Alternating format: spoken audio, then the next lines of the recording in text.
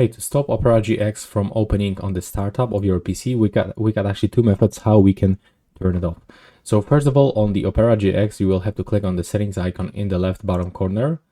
Then from this, you will have to scroll down a little bit until you find this option, Run when my computer starts.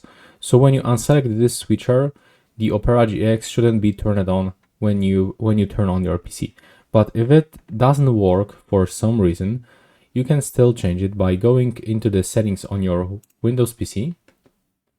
Now from this, go into the apps, and from here select Startup.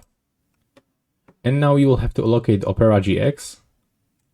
As you can see, in my case, this application is actually not available, but we can still click on our, okay, never mind, it's actually right here.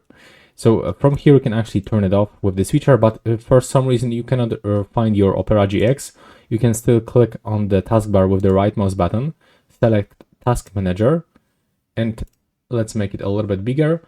From here, we can also find the startup apps. So it will be probably just right here. So we can click on it and then tap to disable. And that's all right now. Please subscribe.